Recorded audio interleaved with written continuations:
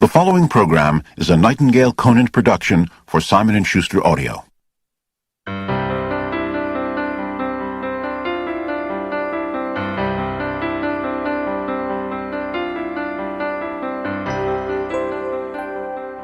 I have a very, very strong belief that everyone that comes into our life, everyone, from the stranger sitting next to us on the bus, to the person driving next to us on the freeway, to our children, our husbands and wives and parents and all of it, they all come to us as teachers.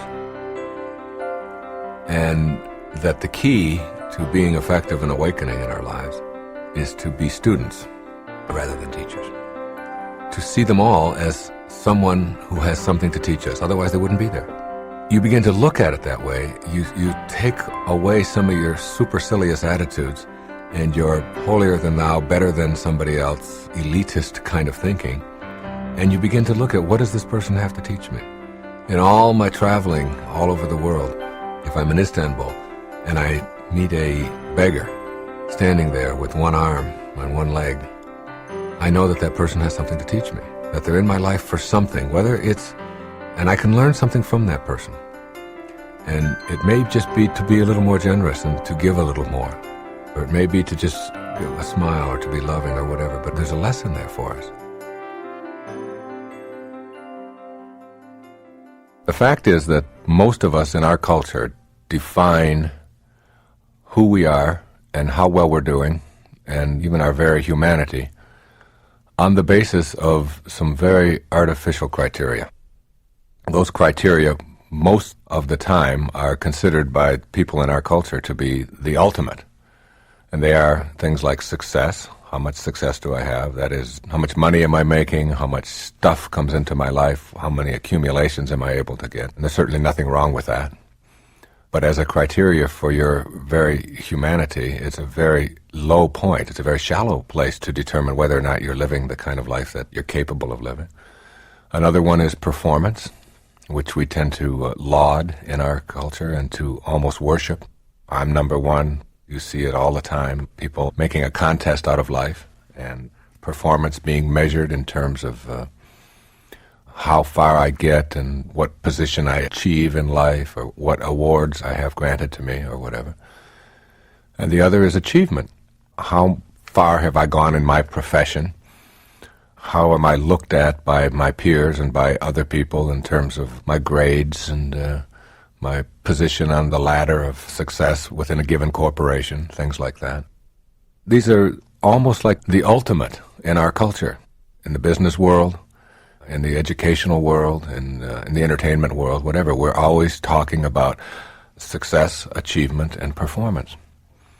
What has happened for me, and what has happened for a lot of people, particularly in some of my recent books and tapes and so on, is that after you live this life for a while and you find yourself achieving a lot of things and performing at a very high level and being labeled a success by all of the external standards, you soon discover that there's an emptiness to that there's more to life than just being able to do that. That emptiness and that shallow feeling, and that it's just sort of almost like a selfish pursuit, gratifying one's ego and proving that we can accumulate as much stuff as we can, and success isn't any longer measured in terms of how we serve others, but in terms of how much I get for myself. And our goals become obsessions, not that we need any more, but that we've fallen into this trap of believing that we have to accumulate more, we have to get more, we have to perform at a higher level. If we win the championship, that's great, but how about doing it 2 times in a row? Nobody's ever done that before. And if we do it twice in a row, well, now we've got to do it 3 times in a row. And now we have to do it by shutting out our opponents completely. They can never get a point. And we are constantly looking outside of ourselves for these kinds of almost artificial ways of defining ourselves as human beings. And when you get trapped into that, you find that there's a lack of a sense of fulfillment. And what I want to talk about and make happen in this program is to have people ask the question, what would it be like to live your life as a work of art? A work of art that's in progress. That is, your life becomes a masterpiece that is unfolding in every moment of your life. instead of looking at it in terms of how much can I get or how far can I go, begin to see that, all right, yes, I am capable of lots and lots of wonderful things, and I have accumulated a lot of things, and I've achieved at a very high level, and I'm performing very well. But I want to take a different perspective on what my life is. And I want to begin to see my life as this fabulous work of art, that I can shape it and shade it and mold it into whatever it is that I think would be the absolute ideal for my contribution while I'm here on this planet, for the actual unfolding of my humanity. And if you were to ask anybody, what is it that you would really like to have said about yourself, whose life would you look at and say, this is what I would like to have been said about me? Or this is the masterpiece that I would like my life to be. Would it be about how much stuff did I get? Or how big was my bank account? Or how fast did I run? Or how quickly did I get there? Or who did I beat in the process? For some, it might be, and that might be very satisfying. But on a much higher level than that, the answer to that question, for me, is in looking at the lives of people like Christ, who was perhaps the most influential person ever to live on our planet, ever to be on our planet. Mohammed, Buddha, spiritual masters who were leaving a message about the power of the human mind. More recently in our times, people like Gandhi, who was able to turn around the whole fate of a nation that had been subservient to an empire, the British Empire, all through a nonviolence and all through an approach to loving people and not making conflict something that has to be debilitating or destructive, and to literally put them on a course of running their own lives, all through simplicity and all through a sense of beauty and appreciation. Or Mother Teresa, who labors in the streets of Calcutta, just serving and just giving, and knows what she is for, and knows that she's not against anything. You see, there's a real irony in all of this, and I'm not here to put down, in any sense of the word, success and performance and achievement. I'm a person who has a lot of all of those things in my life. But I've found that those are the kinds of things that begin to matter less and less, and they show up more and more in your life when you find yourself getting more tuned in to something much beyond all of that. It's like a knowingness. It's like creating a sense of what I'm here for, how I'm going to live this life that I have, and doing it in the service of others, maintaining a sense of spirituality about yourself, maintaining a sense of compassion and caring and love and decency for everyone that you meet, treating conflict and difficulties that come your way not as something for which you have to win or to master, but in fact as opportunities for you to see how you can transcend these things and not to have to use hatred and anger and bitterness and beating somebody else down in order to get to this higher place. It's very much a place of peace, and it doesn't mean like abdicating your role in life. It doesn't mean that you can no longer be an architect or that you can't be a salesman or whatever it is that you choose to do for a living. It's much beyond that. It's the way that you are, not what you're getting out of the way that you are. It's that wonderful work of art that your life becomes, that you begin to see that I can make my life unfold exactly the way the universe unfolds, with a real sense of perfection and harmony and peace for myself.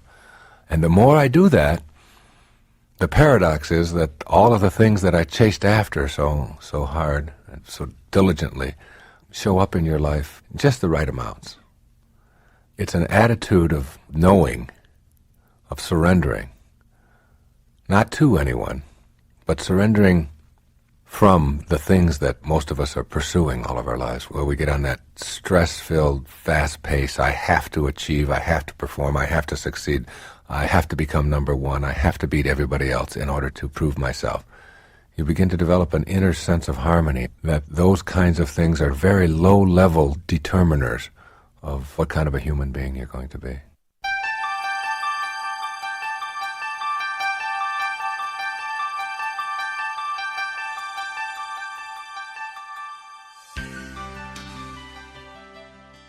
It's like after a while, when you read this and you study it and you write about it and you start to experience it for yourself, you start to really go there, like in a new kind of prayer, not a prayer that is to someone to do things and help the Lions win this Sunday or whatever. It isn't that kind of a prayer at all.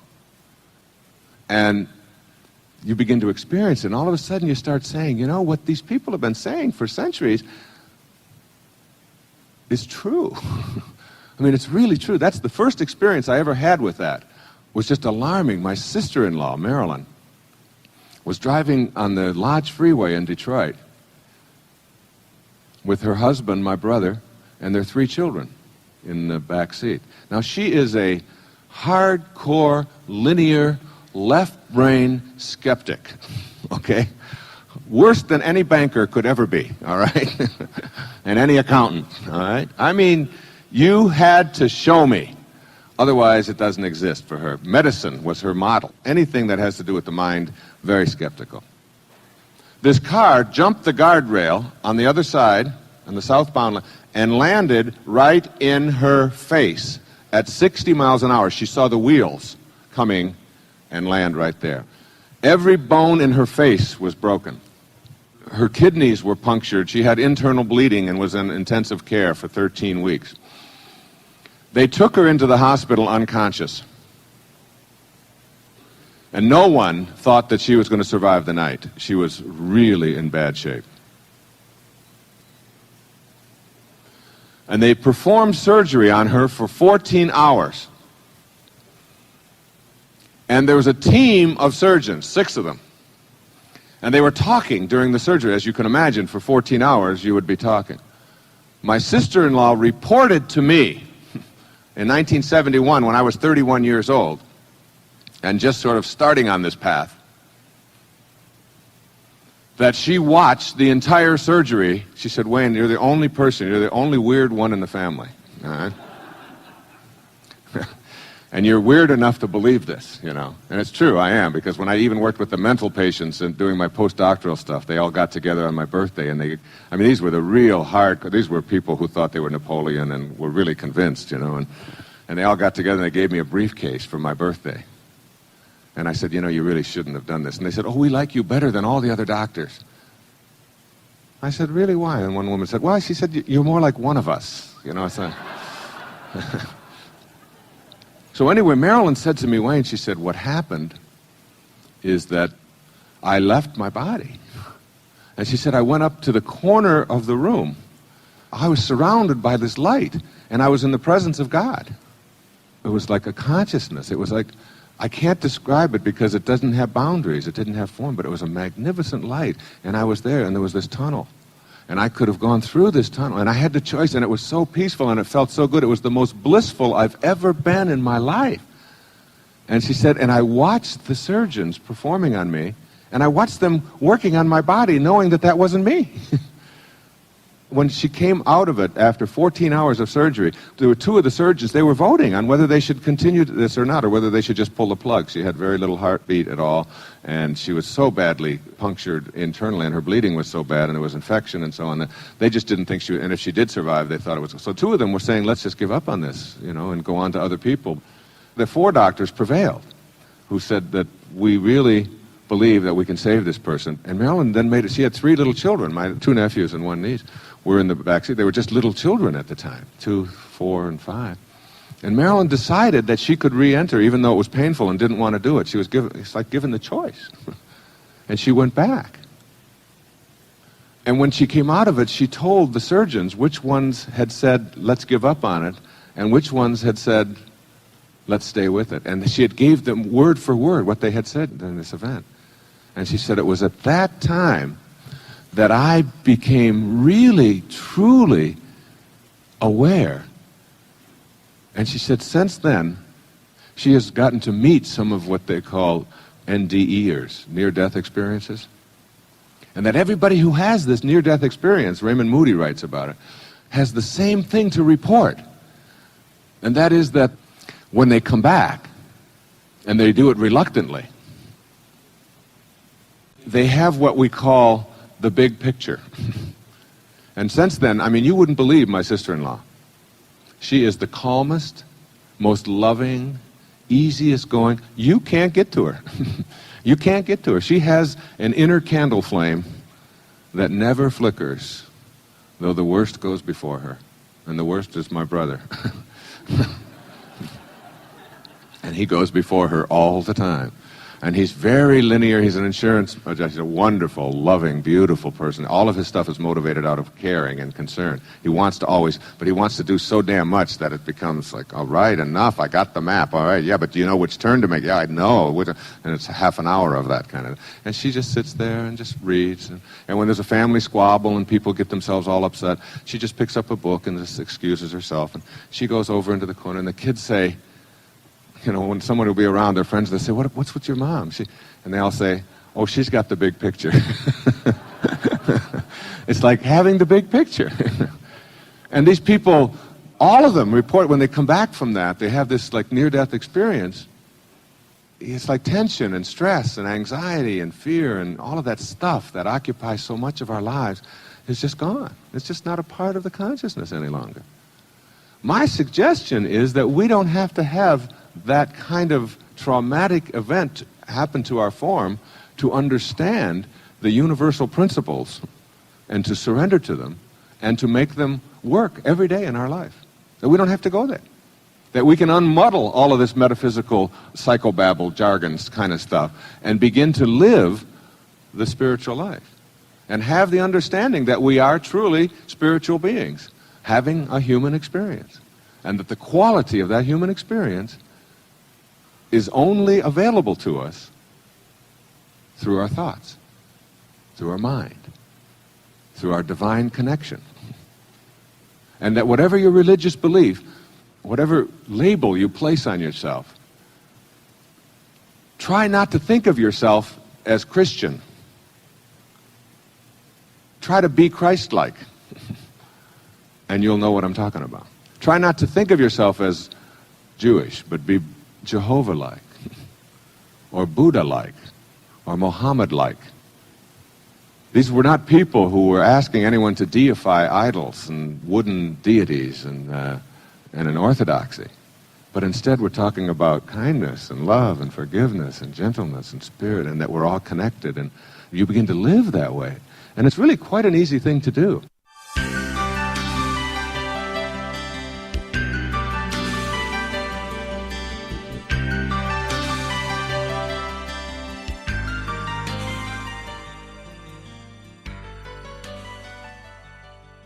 It just depends on where you are in your path. Some people need that.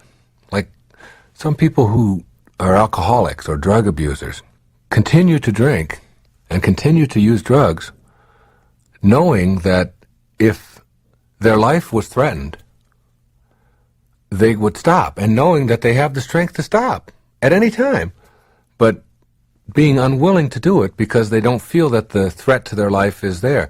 And then the threat comes. They go to the doctor, they go in for a physical, they find out that they've got a lump on their lungs, they find out that their wife is going to leave them because they're abusing drugs all the time, they're going to lose their family, and they come home one day and their family is gone. Or whatever. And that's like a near-death experience emotionally, to lose your family or to find out that you've got lung cancer or whatever. And they instantly become transformed. Now, what does it take to get people to get the big picture? Well, what does it take to get people to change? The answer to that is different for everybody. I can't pretend to say that I have an answer.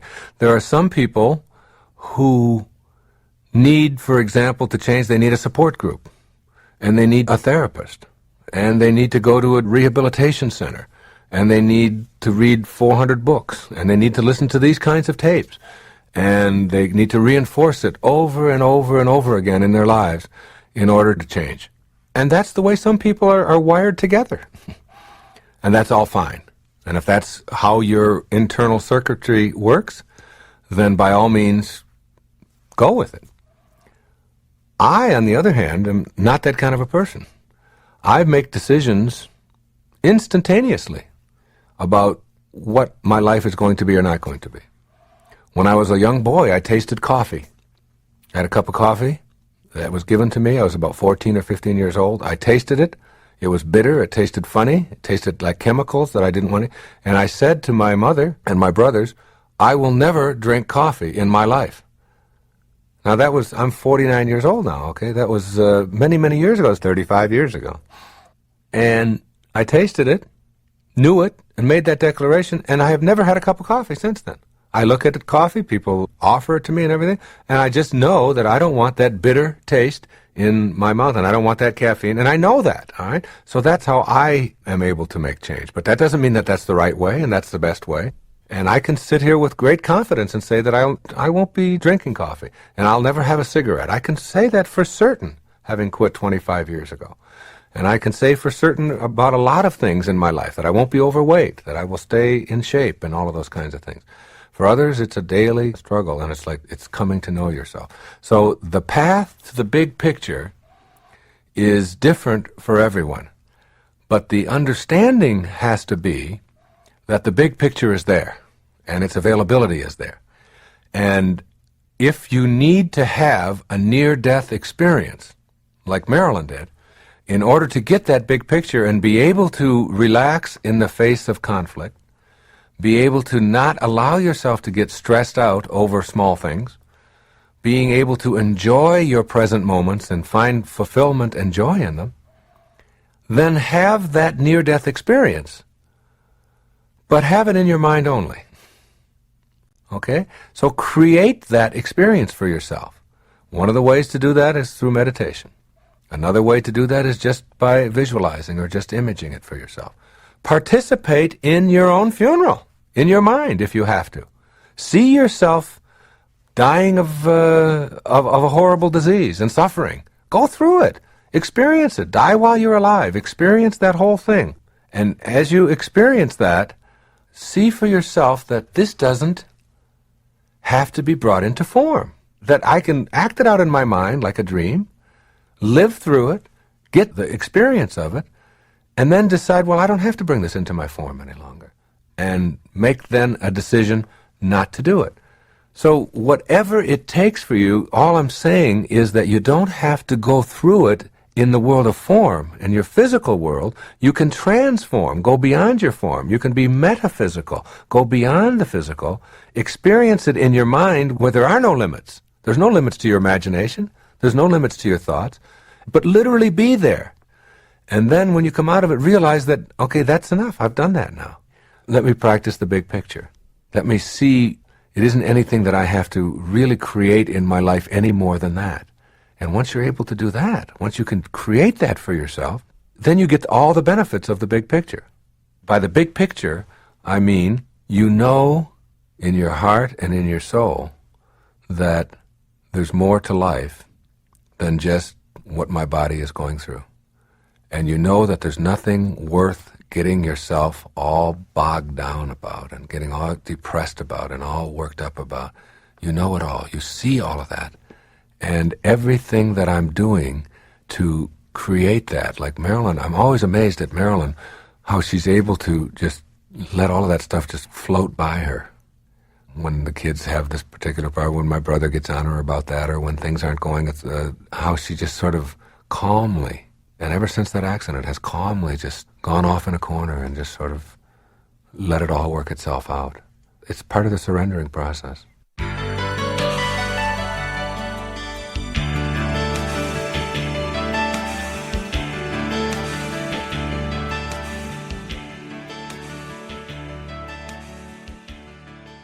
When we take this power of this invisible part of us, it's so hard to define this. We call it a belief, or you call it a thought, or you call it your soul, or your spirit, or whatever. But that invisible part of you that really determines everything about your life. And you begin to say to yourself, how can I apply the awareness of these thoughts and how I use my mind to make my life all that I want it to be? To bring into my life the things that are important to me, to improve the quality of my relationships, to have the success and so on that I think that I'm entitled to. And it's really getting to the point where you know that every thought that you have has a potential for coming into your life, for coming into form. You start to get real cautious about having anything in your mind that isn't going to work for you. and you begin to question why you would keep any of those thoughts in you. I can remember one story of a woman who came to me one time and told me how miserable she was, that she was married to a drunk. And I said, well, what's wrong? And she said, well, he slurs his words, and he repeats himself, and he smells bad, and it's just awful to be around him. And I said, let's see if I understand. Let's see who's crazy in this little scenario you have just described. Now, you said you've married to a drunk, and the drunk slurs his words, and he repeats himself, and he smells bad, and he sounds foolish. I said, that's every drunk I've ever known does exactly that. We got a drunk who's acting and doing everything that you would expect a drunk to do. Now we got you, and you're married to someone that you call a drunk, and you're expecting him to be sober. Now who's crazy? The drunk who's doing what he's supposed to, or you who's expecting someone who is what you've defined him to be something different than what they are? He is what he is. And why would you want to entertain, why would you want to keep thoughts in your mind that are making you miserable, which is going to expand misery for you in your life by just having those thoughts there? Why not change around those thoughts and tell yourself that you're, like, if you argue for your misery, then the only thing you're going to get is your misery. You have to get that, and you're arguing for it all the time. You're going around talking about how miserable you are. So you want to get real careful about that. And I suggest to every one of you that whatever it is you find yourself incapable of doing, or whatever you found that has been a great obstacle, or whatever it is that's in a relationship that isn't working, that you just can't seem to transcend, or whatever's going on with a particular employee or a way that you're approaching anything in your business, that if you examine, just for a moment, if you examine what belief is it that supports this behavior, because the ancestor to every action is a belief, is a thought, and then work at re-examining that. I mean, I've done that so many times in my own life, and things that don't seem like they're that important to other people. Like, my wife doesn't understand why certain things about my tennis game that I play every day that I've really challenged. I mean, I grew up with the belief that I couldn't hit a backhand. And it was for 10 years I told myself that I don't have a backhand, I can't hit a backhand. And then I began to change that belief around. And it wasn't that I just, practice. I began to visualize myself doing all the things that it takes to make a backhand work for myself. I began to do that with a serve. I began to do that with a drop shot. Instead of telling myself, I can't hit a drop shot, and then acting out on that, and a whole match will go by, and a whole year will go by, and I'll never hit a drop shot, or I'll never hit a lob, or I'll never try a spin serve, or whatever. If you keep telling yourself that you can't do something, you act on that belief, and whether it's just a silly little thing like improving your tennis game, which isn't so silly if you're making your living off of it, or if you're coaching it, or any other skill area, or anything in your life, change around the thought, as you think, so shall you be.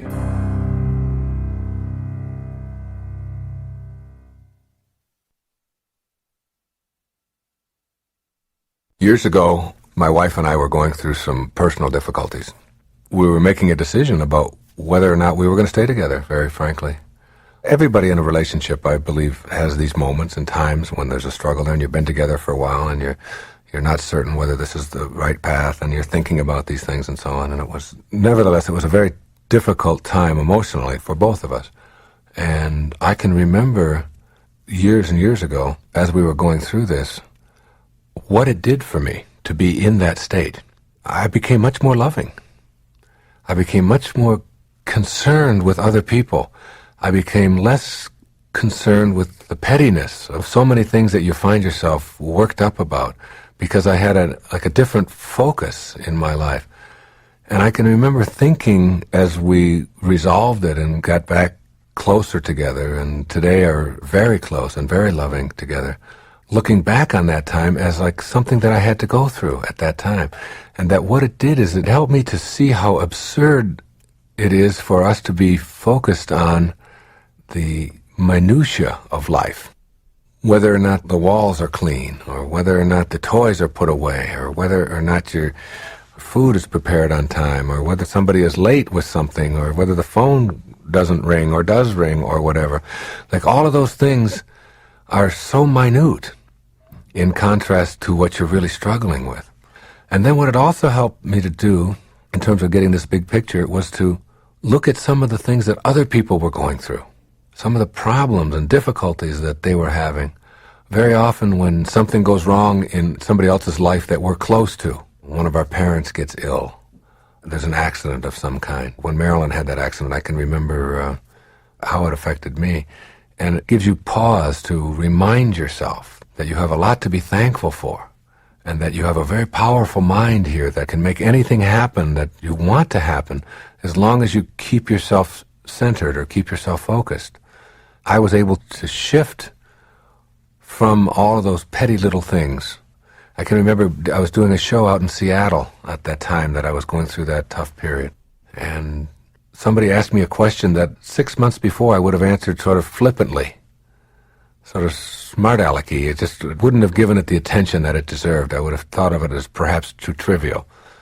And I can remember looking into the woman's eyes who asked me the show. I was on a TV show out there in Seattle, and thinking, because I was struggling at that time, I became much more compassionate towards this person, much more tuned into the pain that they were feeling, even though it seemed trivial in comparison to what I was. And it allowed me to get to be more loving. And then I look back on that now and I think, well, that's what I had to learn. That's what it was for, that there's a purpose in everything. And that perhaps one of the things that I had to learn 8 or 10 years ago was how to be more compassionate. And perhaps the only way I was going to learn how to be more compassionate was to have to go through some of this stuff myself. So, like, you can do that. You can do that now in your own life. Know that there's a lesson in this for you. Know that there are no accidents in this perfect universe. And know that the deep troubles that you may be experiencing or may be hard for you have something in them for you. And that there's a secondary purpose to them. And if it does help you to slow down, and if it does help you to get a bigger picture, and it does help you to be more compassionate and more loving towards other people, then what you do is you begin to bless those things that are in your own life as offering you an opportunity to transcend them. And once you've transcended them, then you don't have to go back to that again. And for sure, my wife and I do not have to go back to ever doubting whether we want to make it and whether we want our family to stay intact and whether we want to stay loving and so on. We don't ever have to question that again. We've been there, and we both learned how to look within. And when you do look within, to be grateful for what this person is offering you. So that every time I think about my wife behaving in a way that I don't like, or vice versa, we've learned how to zip it, how to just not make ourselves miserable by saying things and by doing things that will just create more difficulties. Because we've been on the edge. We've been to that edge, and we've looked over the edge and seen what it's like to maybe have to raise a family as a single parents or whatever, and to be without each other. And now we're a tremendous source of strength to each other, instead of looking for the things that we don't like. So the way to the big picture often is through seeing the problems in your own life from a different perspective, and seeing how difficult other people have it. When you're wondering about how troubled you are, look at the Alzheimer's patient whose mind is slowly slipping away from them, and they even are aware that it's happening, and they don't know what to do about it. Coming up here on the airplane yesterday, there was a story in the paper of a man and his wife who just got so desperate that they had to call the police. They have 4 children. 4 little children under the age of 6, just like I do. And they had to call the police because they didn't want to raise them homeless. They didn't want their children, they were being evicted from the final hotel because they had raised their rent from $160 a week to $210, and they just simply didn't have it. And rather than put their children out on the street, they called the police and asked the Department of Human Resources to come and keep their children for them for a while until they could get themselves back together. And I thought, my goodness, what kind of problems of mine could even be anything near what it must be like to be faced with the idea of having to go out on the street with my children, my little babies. And these were little babies. One was 3, one was 4, and one was 5. Just tiny little children to be out on the streets, on the cold streets. And I made a commitment that I was going to contact them when I get back and try to get them something. And other people are helping them as well. But it also gives you time to get the bigger picture, when you see things like that. It's a good thing to remember. Another thing is that in order to get this bigger picture and get to this place, that you can stop feeling sorry for yourself. You can stop the self-pity, because it's happening you've got to trust, you've got to surrender, you've got to know that what's coming your way has a purpose in it, has a lesson in it, that there's order in chaos.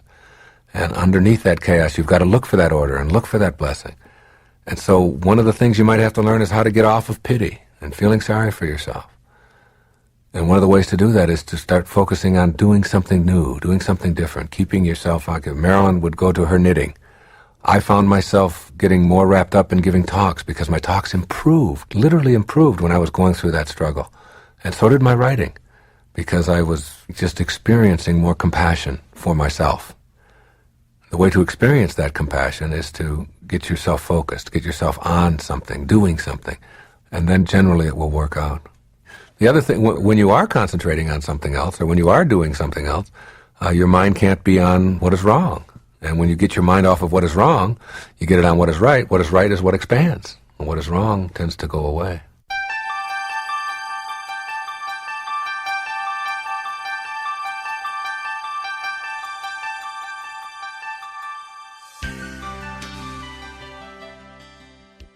One of the most alarming insights I had was 5 years ago when my grandmother died. I was with her. She was 95 years old. And she was an hour from death. And she was admitted to the hospital about 2 o'clock in the morning. And one of the things that the hospital did was that they weighed her for some reason. They had to have, they're into their records and keeping track of things. You don't get into heaven if you don't have a weight certificate, and maybe if you're excess baggage, you don't get in or something. I don't know what their thinking is, but there's this kind of linear, all this record keeping. I always wonder about all the people who died before we had records, before we did that, whatever happened to all of them. And so she weighed 133 pounds when she entered the hospital, and we all knew that she was very close. And then life passed from her body. I mean, we watched as life literally left her body. And there she was. There was this package of, it was getting cold and stiff, and it was like this package of bones and stuff, matter. And it certainly wasn't my grandmother, that package there that was now deteriorating and going to be gone. And when they weighed her for the death certificate, she weighed 133 pounds. Exactly the same. So that whatever it is that constituted her life, her very life, her very essence, is invisible and weightless. You can't weigh it. And that's true for you. That's true for every single one of us. That what our life really is all about, it defies the world of form. It defies the world of linear. And yet we spend almost all of our energy and our time here, in this part of our consciousness, in form, believing that this is who we are. When you learn to go into your mind, when you learn that your mind is really a place that you can visit and exquisitely touch the face of God, you can remove the tension and stress and everything else that's troublesome in your life when you give yourself time to experience your true humanity. John Quincy Adams sat in the White House. He was our 6th president, and he was the most spiritual man who ever sat there, I think. He was a man who rejected slavery while other people, including one of his best friends, Thomas Jefferson, practiced it. He was a man who was highly spiritual and very intellectual, perhaps the highest intellect of anyone who ever was there. And this is what he wrote about himself 3 days before he died in a letter to Thomas Jefferson. He used his house as a metaphor for his body. And this is really the message of what I have to say here today. He said, John Quincy Adams is well, but the house in which he lives at the present time is becoming dilapidated. It's tottering on its foundations. Time and the seasons have nearly destroyed it. Its roof is pretty well worn out. I can identify with that one, I'll tell you.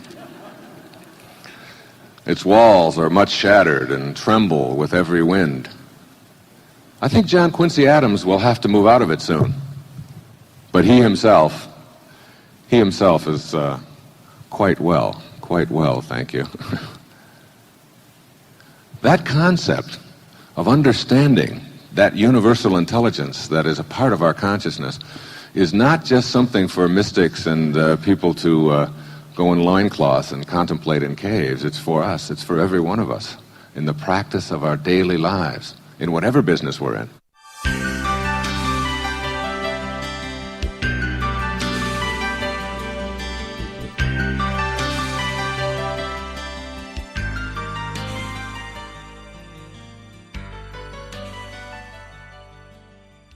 I had a hair on the pillow the other morning.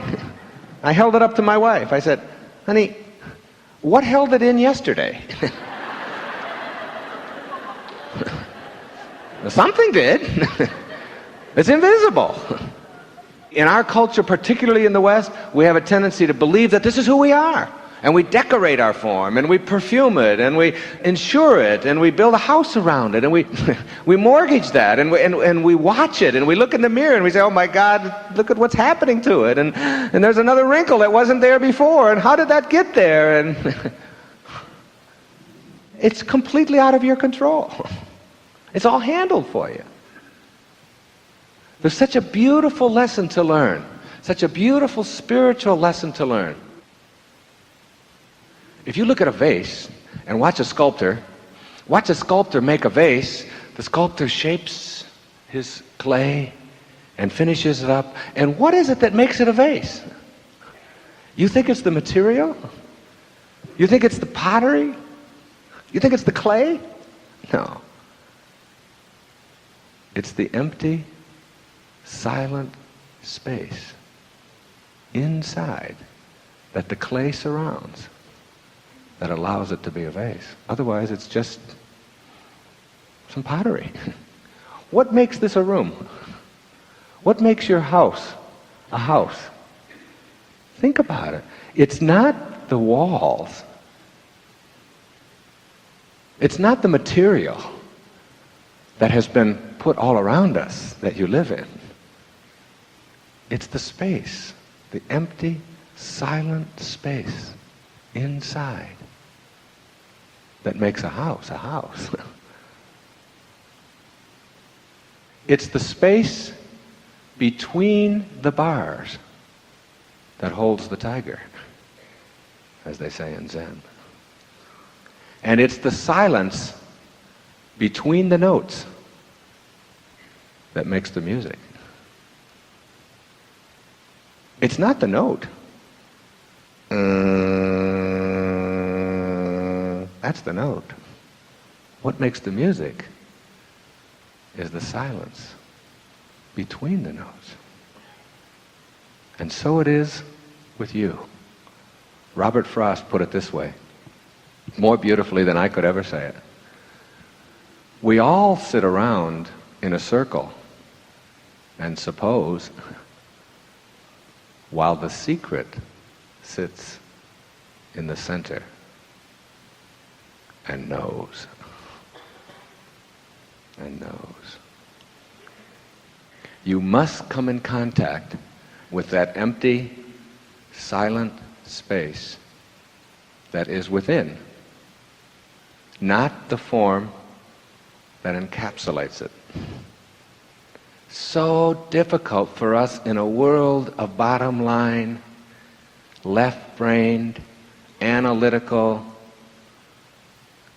get to the point mentality that we find ourselves in. But all you have to do is look around. Look and understand that whatever the intelligence is that is in back of or suffusing all form in the universe, that allows it to be that empty, silent space that some call God, some call spirit, some call soul, some call Muhammad, some call Buddha, the label doesn't matter. And I am not up here on this stage to proselytize for any particular religious point of view at all. It is not my purpose. It has nothing to do with what I'm here. It is to get you to understand the power of that invisible, silent, empty space that we all know as thought.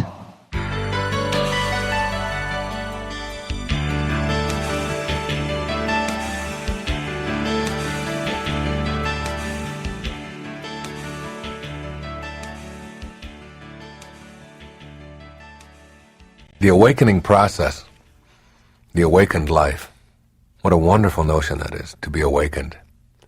It's like when you go to sleep at night and you're dreaming. The only way you know you're dreaming is to awaken. And it's a similar thing here, this awakened life business that we're talking about. When you wake up from this dream, this 80-year dream or 100-year dream, you begin to realize that the only way you know you're dreaming is to awaken. You want to create an awakening process where you really are looking back on the dream from a perspective of what is, rather than what you think it should be, or judging it. And there was a wonderful lady. Some of you will have heard of her. Her name was Peace Pilgrim. And no one ever knew her real name. And Peace Pilgrim was this woman who was in her 70s when she died, I believe. And she walked all across the country, just promoting peace. She was a little old white-haired lady, and she would go on television and radio stations and just talk about how positive it could be, and then she would walk to the next city and the next. There's a book out about her called Peace Pilgrim. And she had, in one of her little booklets, something that I think is really an indication of the awakened life, a real indication that you're awakening. And this is just a real short list of what some of those things are. When you see yourself moving beyond that success, that performance, that achievement that so motivates your life, and begin to awaken to a new level, to a whole new level of experience. You'll see it this way. The first thing you'll notice is a tendency to think and act spontaneously, rather than on fears based on your past experiences. In other words, you begin to trust and surrender and to have a sense of spontaneity about your life. And you're not always focused on whether it's going to work out or not going to work out, and be afraid if it doesn't. And those thoughts are you're no longer wanting those thoughts to expand in your life. And then you'll notice an unmistakable ability to enjoy each moment of your life. Every moment becomes an exquisite part of your existence. And you'll find yourself, even in times when you used to think of them as boring or routine, like, maybe getting at an airport and being delayed for a couple of hours, you begin to find an unmistakable ability to enjoy that, and to not judge it, and to see it for what it is, and to even be grateful for it, that you're not getting on a plane that wasn't supposed to leave at that time. You begin to see it that way. And you begin to enjoy the little things that we so take for granted. The moments with your children. The times when there's chaos around and you think, oh my God, I'm never going to get through this. You suddenly can stop yourself in the middle of that and see the irony and the fun and the joy in it. And the quiet times, and even driving back and forth to work, or you find yourself having this unmistakable new ability to enjoy every moment that you find in your life and to treat it all as a gift. It's a sign of the awakened life. You also find that you're developing a loss of interest in judging other people. You're off of judgment. You're moving beyond that.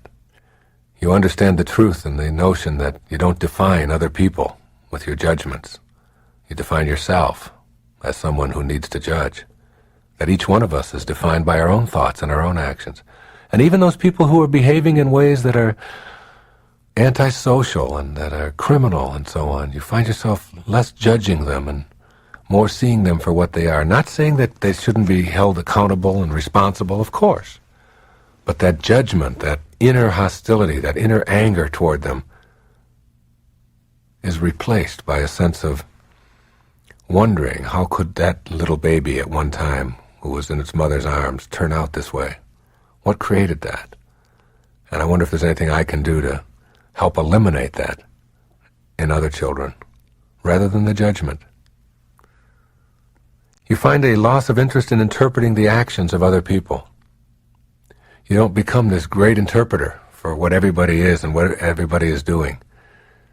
The awakened life beckons you to just sort of observe it, to note it. And even in your own behavior, you become less inclined to interpret it and more inclined to say that this is just an indication of where I am or where I am not at this particular moment. And with no need to analyze it. You see, when you analyze something, analyzing is really a violent intellectual act. When you analyze something, you have to break it apart, tear it apart and break it open and find out every little piece of it. It's like intellectually violent. The opposite of analysis is what we call synthesis. Pierre Teilhard de Chardin talked about the universal synthesizer is love. You begin to see how everything fits together rather than analyzing every little bit of life and interpreting everything for people. You try to do less of that and more of seeing how we all fit together. The awakened life means a loss of confrontation. You're no longer interested in it. It just isn't important to you. It's like having to prove yourself and make a contest out of everything. It's just no longer there for you. The real sense of the awakened life behind that is that you don't have to make anybody else wrong. And you don't have to make yourself right. That's the real sense of awakening, when you begin to know that there's much more to life than making a contest out of it. I noticed that when my little boy, who's 2 years old, goes out to play, any place, the only reason that he does it is for fun. I mean, he doesn't try to win, he doesn't try to beat anybody, he doesn't try to confront anybody. He just goes out to play. And we lose that in the name of confrontation and conflict. I remember Tom Crum talking in his book, The Magic of Conflict, about an example of if you were an adult and you went to a playground and you decided to sit down with a 3-year-old and to make sandcastles. And you made all these beautiful sandcastles, and suddenly the 3-year-old stood up and kicked your sandcastle over.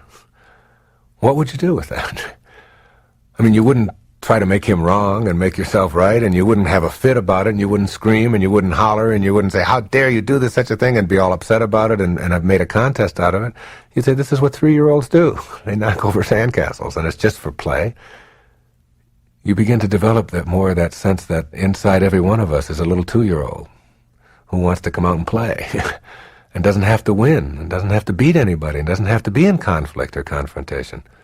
That little child inside of you begins to surface when you start awakening. You lose the ability to worry. I didn't say you lose worry, you lose the ability to worry. It's no longer a part of you. You begin to understand the absurdity of worry. You begin to see that it makes no sense to worry about the things that you have no control over. Because if you have no control over them, it makes no sense to worry about them. And then it makes no sense to worry about the things that you do have control over. Because if you got control over them, it makes no sense to worry about them. And there goes everything that you ever worried about. You either have control or you don't. And if you don't, you move on. And if you do, you take control. As you awaken, you lose that ability to just worry about things and instead accept them.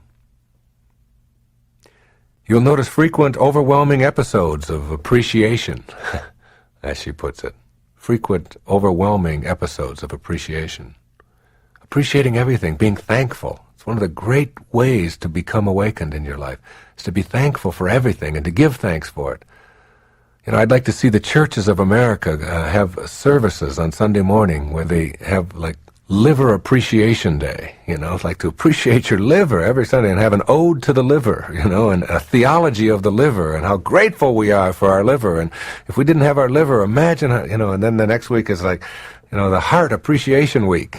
It's like appreciate every little tiny thing that is a part of what it is that makes you alive. Your teeth, your tongue, the air that you breathe, the ionosphere, the atmosphere, the ground, the sun, the stars. It's like you start having these overwhelming episodes of appreciation as you awaken, and you appreciate getting on a plane and having it take off and having it land and having a seat and having someone to serve you a drink and being able to wear clothes and everything about your life. And as you become more aware of how much you have and how much you have to be grateful for, you become less focused on scarcity in what you don't have, because your mind is focused on what you do have. And when your mind is focused on what you do have expands. You begin to develop contented feelings of connectedness with others and with nature. You begin to see that every human being that you meet any place on the planet shares being human with you and what it feels like to be human.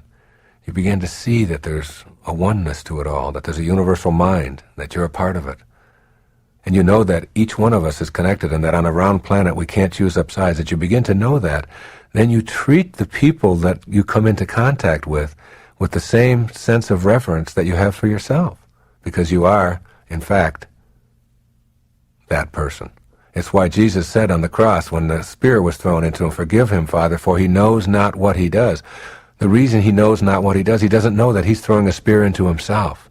Because every time you hurt another human being, you hurt the generic human being. You hurt all of us. And every time you send out love, you create a sense of harmony in that being. You begin to have what she called frequent attacks of smiling. You become more joyous, more merry, more contented as you awaken and get beyond all of this need to accumulate and perform and achieve, which is all wonderful. But when you go beyond it, you begin to develop an increased susceptibility to the love extended by others, as well as the uncontrollable urge to extend it to others. Love becomes what you are, and you can't give away what you don't have, and you can only give away what you do have. And if what you have is love, then that's what you find yourself giving away. Those are the symptoms, the signs of awakening, presented by Peace Pilgrim with my editorial comments. She was a beautiful lady, and I belong to that organization that promotes her ideas.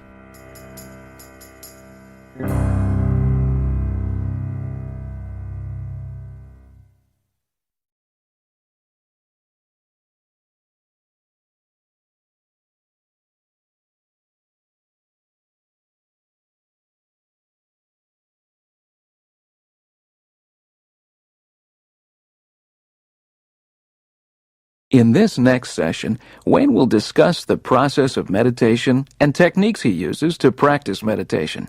Remember, meditation should only be done when your concentration isn't needed for driving or doing other tasks.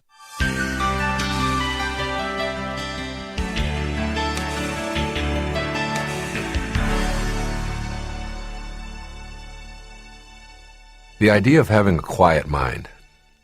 When I first started practicing meditating, which I encourage people to do, not from any Far Eastern guru loincloth kind of thing at all, but as a way of understanding that there's another dimension. If I were to take you, the listener, and to put you in chains, and to put you in a dungeon, and to deny you light and human contact for the rest of your life, you would probably say to yourself, this is the end. This is the end. I can't handle this. There are some people, believe it or not, among us, who, if you were to do that very same thing, would say, this is a beginning. There's a whole world there. And that if you were forced, if any of us were forced to learn how to go into that world, we would discover many, many, many things about ourselves. And I'm talking about the world of the mind. It's not an accident that all of the great spiritual masters have encouraged a kind of meditation of one kind or another, and that most advanced people, most awakened people, practice it on a regular basis. It's not an accident. It's you begin to discover how slimy your mind is.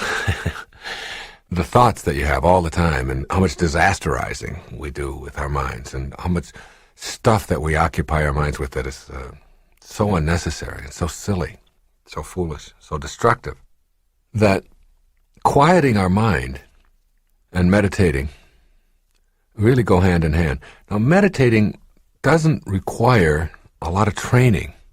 It doesn't require somebody teaching you exactly how to do it or whatever, because that defeats the purpose of meditating. When you meditate, you really want to go in there and quiet your mind. And what you want to be able to do in your life is to have an open but not a rampage going on inside of your mind, not 1,000 thoughts barraging it. And these thoughts that you have, these are yours. These are your creation. I used to tell people, if you don't believe that you're in control of your thoughts, then I want you to tell me who is. You are the creator of thought, which means that in some metaphysical way, you're the creator of your life. Thought originates with each one of us.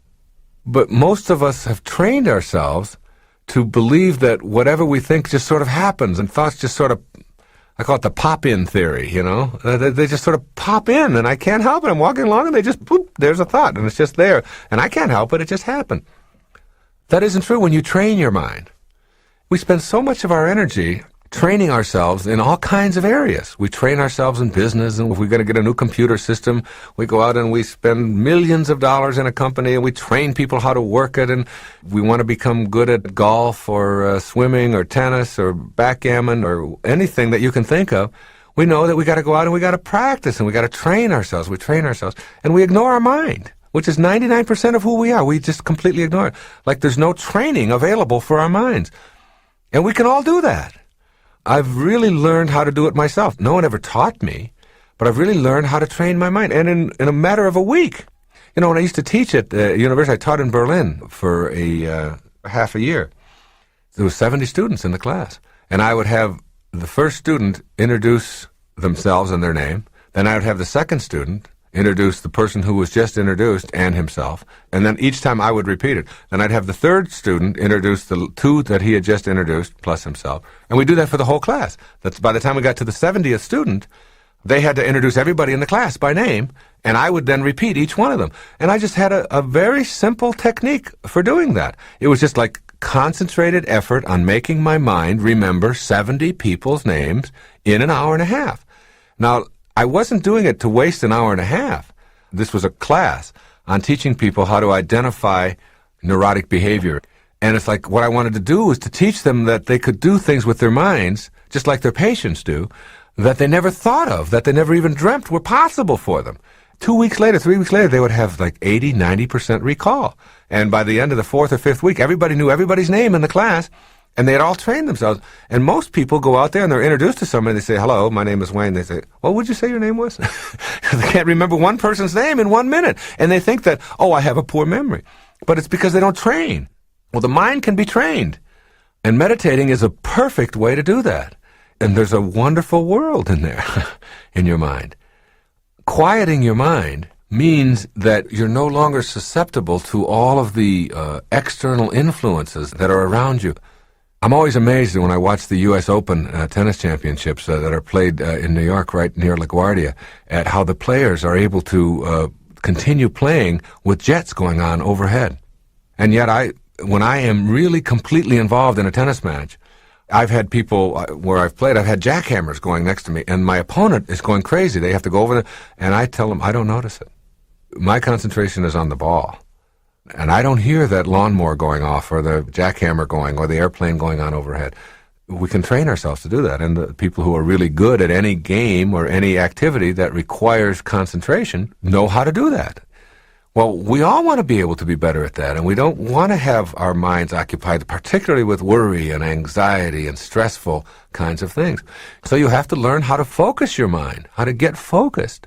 And keep yourself from creating those kinds of thoughts that are always impinging on your consciousness. Miracles are available there. I meditated for a long time. It's like there would be a light. I would have this light that I would create. And it's really interesting that you can create a light with your eyes closed in a dark room. So you don't really need your eyes to create light.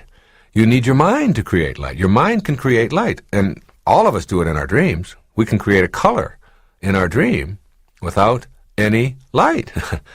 So that our minds are capable of producing that, and our minds can create smells, and we can create sounds. We do all of that in our dream, and that's just a pure thought state. So what you want to do is get to that pure thought state. I created miracles in that space for myself, and in the world that I came back to when I left the meditation as well. The result, the peacefulness, the harmony, the serenity, the energy that you begin to get when you just take a few minutes a day, 10 or 15 minutes a day, put yourself into a sensory deprivation kind of atmosphere, a tub of water, under a tree, in a meadow, whatever. Just go into your mind and begin to see the world there. And you begin to see, as I said, how slimy your mind is. And before long, it's like you're only letting harmony in. This is what I believe any one of us can do. Any one of us can only let harmony in. We don't have to let anybody into our consciousness, because all they are, it's just thoughts anyway, unless they come there with harmony. Now that's like a commitment that you could make. That if you come with disharmony, discordance, anger, stress, tension, you only get to my form. You only get to the package. But unless you come with love, harmony, serenity, peace, whatever, you don't get to who I really am. You don't get there. Because I'm beyond the need to have conflict and confrontation occupying my soul. I just don't need that any longer. I'm past that. I've gone through the light. I look at that as no longer my need to prove that I can deal with it and handle it. That's gone. So I was on an airplane, and we were flying from Miami to San Francisco, and the plane taxied out. And it got to the runway, and there was a light that came on in the cockpit, and the pilot announced that we wouldn't be able to take off. We're going to have to go back to the gate because the stabilizer that takes care of the wing flaps or something wasn't registering as working properly. We'd have to go back. There's going to be a 2-hour delay. And my immediate attitude when something like that happens is, you're not supposed to get to San Francisco in 5 hours. Okay? That when my ancestors wanted to get to San Francisco from Miami, if they left in September, and if they got there in March, April, they considered that on time. And it was a good trip if half the people were still alive. All right? It was very successful. If they could get there, if it took them 9 months or a year to get there in wagons and so on, then if it's going to take me 2 more hours or whatever, and if the stabilizer isn't working on that aircraft in anything that stabilizes anything, I want to go back to the gate. Okay, I'm not interested in being angry about that or anything. It's a part of surrendering. It's just understanding. I was in first class. The stewardess was standing there, and she said, "Oh no." She knew who I was. I had been talking to her. This is what I dread. I said, "What's the matter?" She said, "There's 176 people on this plane.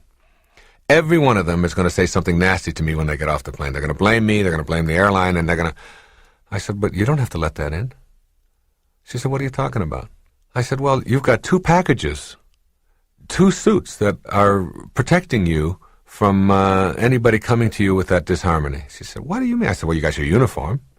I said, "And that's one package, and that's over the other package, which is your body, and then both of those are protecting or covering who you really are, which is how you choose to process all of this and how you choose to think and who you really are."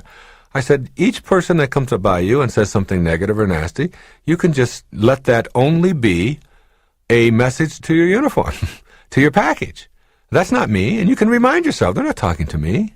They can't get to me with that stuff. They can't have that. I don't let anybody come to me unless they come with love or harmony to who I really am. So you can just say, "Well, I'm very sorry," and have a good. And it's like, and you say, "Well, they didn't get to me, and they didn't get to me. They're not reaching me with that." And sure enough, she stood there and she watched as 176 people got off, and I'd say 150 of them said something nasty to her on the way out. And each time she just sort of smiled and said, "Yes, well, it'll be 2 hours," and she gave them instructions on where to go. And when it was all done, she sat down next to me. She said, "That was fantastic. It's the first time that we've ever had a circumstance like this where I didn't let it bother me." I said, "You don't have to let that stuff into your life." And the more you do that, the more you allow yourself the right to have only what you want to enter your consciousness. You just make that choice all the time. I do it all the time. When I'm driving, when I see, and if anybody gives me what, I don't take any of that inside. I just say, "Oh, that's them, and that's how they're reacting to my form." But if somebody comes to me with love, with serenity, with peace, with joy, with ease, whatever, then you can have all of me. I will respond back with that. So you let in whatever you want. That's what meditating does for you. That's what a quiet mind does for you. It allows you to select what you allow into who you really are without having to be a slave to every single person who's out there and every single action that's out there that doesn't fit in with the way you want it to be. Having a quiet mind in a practical sense is really understanding that what I'm talking about is not just for discussion. It's for application. If you're the kind of person who has your mind filled with 10 different things that you have to do, and that is producing anxiety, stress, ulcers, colds, backaches, headaches, cramps, runny noses, and all of the kinds of physical reactions and manifestations of that kind of thinking, then you have to look at how can you just get a blank mind, or how can you get a quiet mind? How can you just understand that, supposing you're thinking about, you got to get to work, you've got this report you got to get out, you got to get your taxes done, You got to stop and get some diapers on the way home. The kids need to have bananas, and they've got dance lessons I've got to get them to, and an endless catalog of activities. By using your mind to do that and to occupy it all the time, none of that is going to get done. See, all of that is going to get done. Regardless, if you're the kind of person who does those things, it's going to get done. The question is, how do you use your present moments? See, anytime you use up your present moment, or any time that you are thinking anxious thoughts, you're denying the present. You're using up the present moment instead of using it up in a productive, peaceful, serene, calm way. You are somehow believing that you can't get through this day or this moment any other way, that if I don't think about it and worry about it and be anxious about it. But the fact is, it's going to get done. Your taxes are going to get done. You're not going to jail. You're not the kind of person who's going to opt to just simply not do your taxes. You're going to get the diapers. You're going to get the report done. All of that you're going to get done. Otherwise, you wouldn't be in the position that you're in. You would be doing something else, all right? So if you know that it's going to get done, the question is, what's the most efficient and effective and peaceful way to get things done? I use the analogy often of when you're in a hurry, like when your body is in a hurry. That's when you're least effective at things. That's when you always drop something. You'll drop the keys, and then you'll start sweating. And then when you start sweating, you find yourself getting more upset, and you'll forget something. And you'll walk out the door, and you'll slam the door, and you left the key on the inside. Now you don't have a key. Now, in the physical world, you understand that if you hurry and rush and are filled with 1,000 different activities, that you have decreased your efficiency. Why isn't the same thing true in the mental world? In your mind. If you are filling your mind with all of the things that you have to do, and you're worried about all of those things and get yourself all consumed with them, then you're still going to be less efficient, less effective, and you're still going to be cluttered. At a moment like that, you put on a tape. If you're going to drive, you got to drive.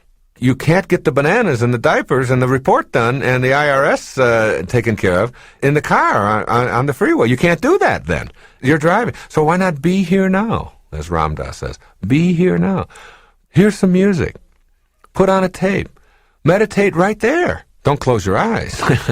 But just push it all out. Okay, it's all going to get handled. But meantime, I'm going to enjoy this.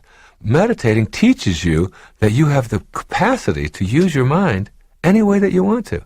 And you suddenly begin to see that everybody else out there who's in a frenzy and all upset and worked up, that you don't have to go there. It doesn't have to be that way.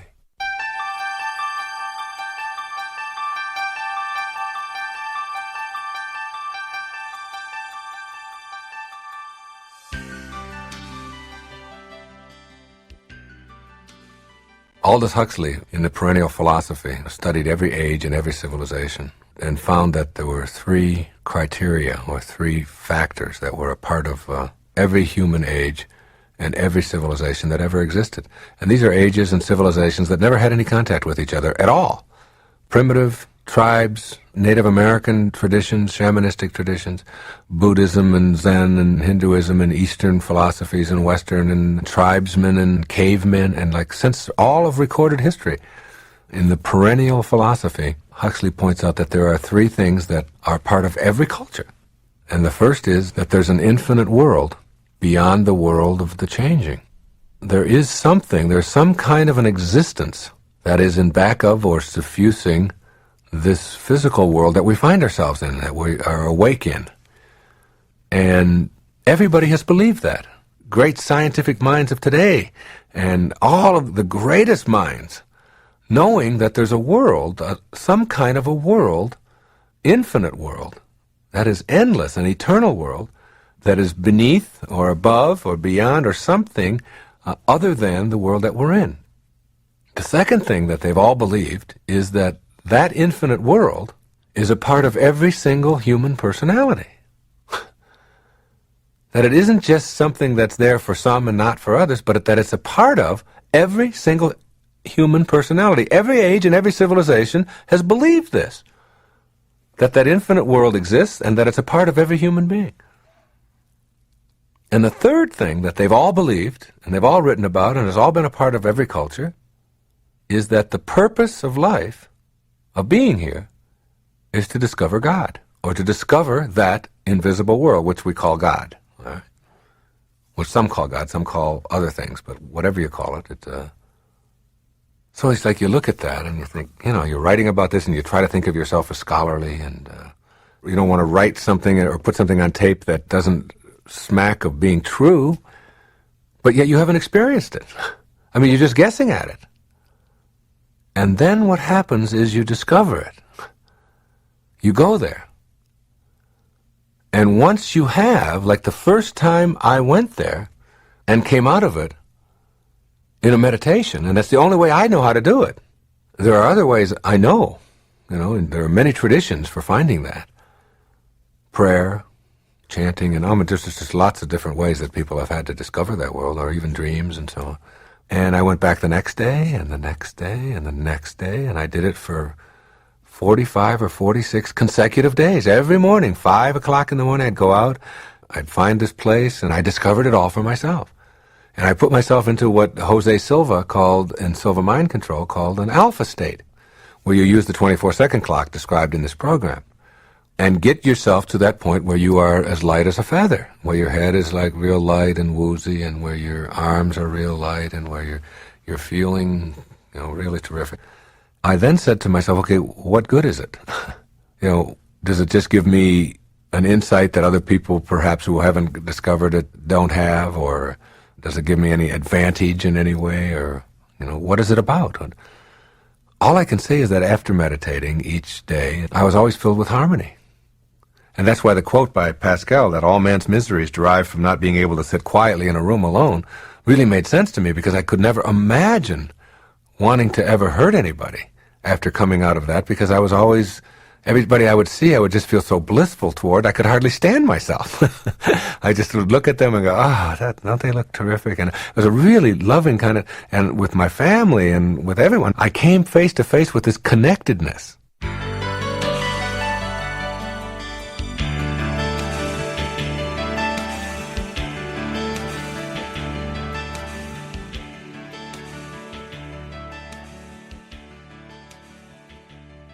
I'll tell you how I do it. Whether it worked or not for you, I don't know. But it does for me. An alpha state is a self-hypnotic state. And a self-hypnotic state is the first thing that you want to train yourself to get to. In this self-hypnotic state, you go into what we call an alpha state.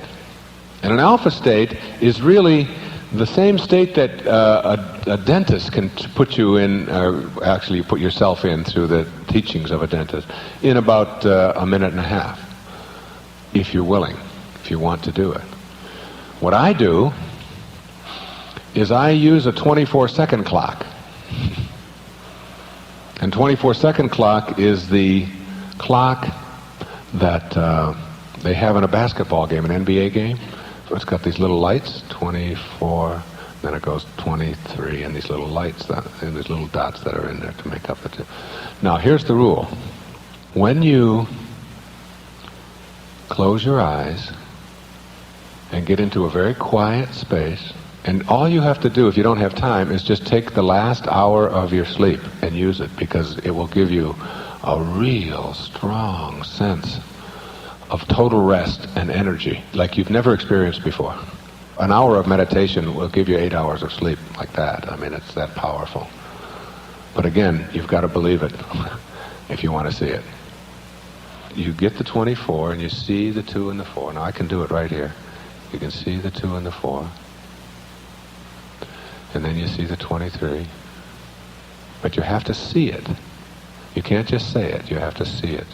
And you get now the 22. And what you're going to do is you're going to count down to 1. But any time between 24 and 1 in which a thought of any kind other than that the picture of the number enters, you start over at 24. If you get to 16 and you say, God, I got a dentist appointment tomorrow morning. So, there we go, okay, 24. You get patient with yourself. Now, it'll take you a few days to get to 1, all right, the first time. You probably won't be able to do it, if you're honest with yourself, until you've tried this for a few times. But that's okay, you do it anyway. Now, when you go from 24 to 1 without having an intervening thought, you will be in an alpha state. You'll be there. The way that you know that you're there, just watch what happens when you raise your hands. You'll raise your arms up, and all of a sudden they'll go like this. They'll get real, very light. Or you're breathing.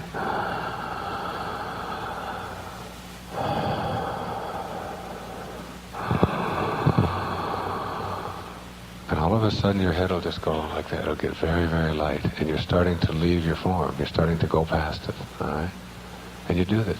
And then what you do is once you get to alpha, after a few days or a few weeks or whatever, when you're able to get to alpha, before long, you'll be able to go into alpha without the 24-second clock. You'll be able to do it in about a minute, just with some kind of an internal breathing mantra over and over again. Read Ram Dass's The Journey of Awakening if you want some specific techniques for that. And then once you get good at going there, then you start asking yourself questions that you may have about your life, about anything that you want, about struggles that you may be having with your children, about your relationships, about where you ought to be going, what kinds of decisions you're not sure about making, anything like that. You start asking those questions after you get into the alpha state.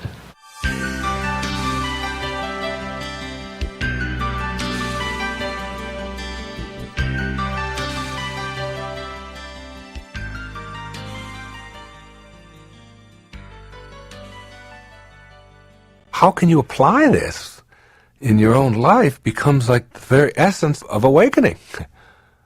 You can go into a sales encounter and meditate on it and see how you want it to work out. While you cannot control how other people are going to act or react in your own mind, that's for them. Each one of us is capable of doing that for ourselves. You can certainly be impactful on how that other person is going to react to you by how at peace you are with yourself and how unattached you are to whether the outcome comes out the way you want to, and being focused on how I can serve the other person rather than what is going to come to me. You're able to do that. You can do that in all of your relationships. You can begin to look for in your own mind all the beauty and the joy and how you want that relationship to be, and you can see it and you can ask yourself that. Like I give the example often of having two selves, and one self is a thought and the other self is a form. If you hear somebody say to themselves, "You jerk, you dummy, you shouldn't have done that," you've got two people there. You've got the person who is doing the name calling, that is the thought, who's saying, "You jerk, you got that," and then you got the jerk, who is the body that has to react to what kind of thoughts that you have. So if you call yourself a dummy or a fool or a jerk, you have a thought of jerk, and you have the jerk who has to react. And what you want to do, and what meditation can help you to do, is to bring into harmony those two selves, so that self one, the thought, and self two, the body, the form, are in unity, are in oneness, and that you are only calling yourself what you want yourself to be.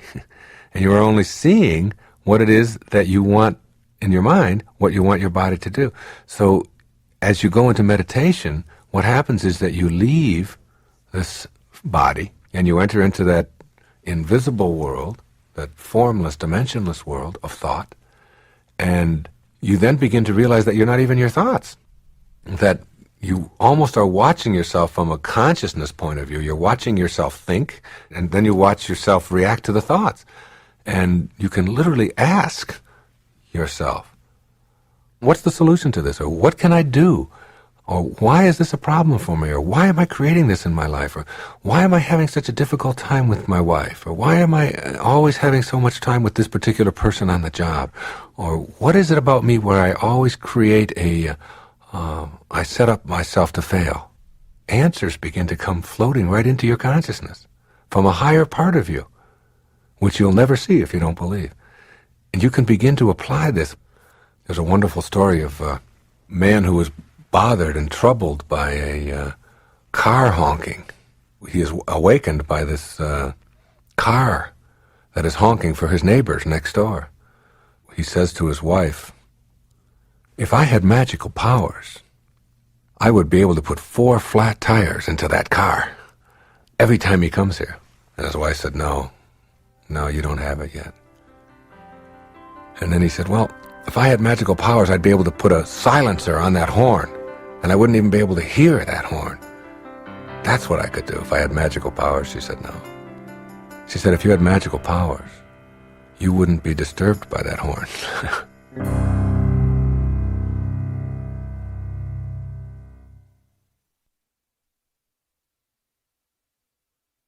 I think we show up here with a mission. We have tasks, we have lessons, we have things that we have to do while we're here. And for some of us, that's a very short time. And for some, it's a very long time. And some people will have 30 years experience. And some people will have 1 year experience 30 times. Two different approaches. They endlessly keep repeating the same thing over again, and others are growing. It's not the same for anybody. I just talked to somebody just the other day who's got 29 years working at a plant in Indiana. And his real love, he has an apple orchard. He has 290 trees. He knew so much about apples and about all the different kinds of apples and about all the controversy about pesticides and why they have to be used and which ones are safe and which ones aren't and how much water that you have to give them and why you just let nature do it in a certain way and where you plant them and when you harvest them. And he had this whole thing he had discovered about how to keep apples for 6 months by putting them in your refrigerator and keeping them cool, but you've got to keep moisture in there. He said the moisture goes out, and he was so excited about his apples. And yet he spends 99% of his life he's doing something that he doesn't like doing. I said, your bliss is your apples, isn't it? And your apple orchard. Oh, he said, I love it when I'm out there with that. I just feel like I'm with God at that time. I said, is there any way to make this so you don't have to do this other stuff, so that you don't have to spend your life in this sort of inauthentic way where you're always thinking about how much you dislike what you're doing? Well, I've never thought about really making a living at it and all of that. I said, somebody's got to buy apples, and there's applesauce that's got to be made, and there's apple pies that have got to be made, and it's like if you get your bliss, if you know what it is, then it's just a matter of taking some of the risks that go with it, and why not? Why restrict yourself in any way? What I was suggesting to him was, like, give yourself a chance at that. There's two things that I think about what you're doing. You've got to love what you do, and you got to do what you love. Everybody can do this. And I don't really think it matters too much what you're doing. But if you don't like it, you have options. The first option that you have is that you can leave it and take the risk that goes with following your bliss. And I know what your question is already. How do I know what my bliss is? Now, I'll come to that. So, what you do know is what it isn't. We always know what it isn't, all right, for sure. That's no problem. But you can leave what you're doing, all right, that's number one. Or you can change around your thoughts, the 99% of who you are, about what it is that you're doing. You have that option. You can decide that if you just are not willing to take the risk, or you have to stay with this or whatever, that I can change my thoughts toward it. And I can make it as creative and do all kinds of things with it and say, all right, I'm only going to do this for 6 hours or 8 hours in a day, and then I'm going to get right out into my apple orchards. And this is sort of what this fellow was doing, was learning how to go into this assembly line job that he had and do it and not have such a negative, terrible attitude about it and have fun with it and make it blissful. All right, so you can change, and there's risks involved with all of that for some people. I think that the risks are much less than most of us realize, that they're not really risks at all after a while. They're just like adventures, and they're excitement, and the people who really love you and support you in your life will support you trying new things, all right? And you begin to find out that you can live with a lot less, and that as long as you have joy inside of you, that telling yourself that you have to have a lot of stuff and a lot of accumulations and a lot of that in order to live happily is really a myth for most of us. But how do you find your bliss, then? To come back to that question. The answer to that is you don't. You have to let your bliss find you. And your bliss can't find you. I mean, it sounds strange, but your bliss cannot find you. It's like your purpose. It cannot find you as long as you're filled up or clogged up with something else. Here's a wonderful story. There was an expert on Buddhism and Far Eastern religions, and he was a professor at a university. and he had written 4 or 5 books on the subject, and he was really considered a true expert. But he had always wanted to meet a particular Zen saint who lived in India. And so he traveled there with all of his books and with all of his, and he wanted to meet this particular Zen saint, a guru. And when he got there, he introduced himself. He had made an appointment, and he introduced himself. And the man was had just like a loincloth on, and he was very simple, very peaceful, very old. And the expert began talking to him about all the things that he knew about Zen and Buddhism and so on. And the master stopped him and said, "Would you like a cup of tea?" And he said, "Yes, that would be very nice."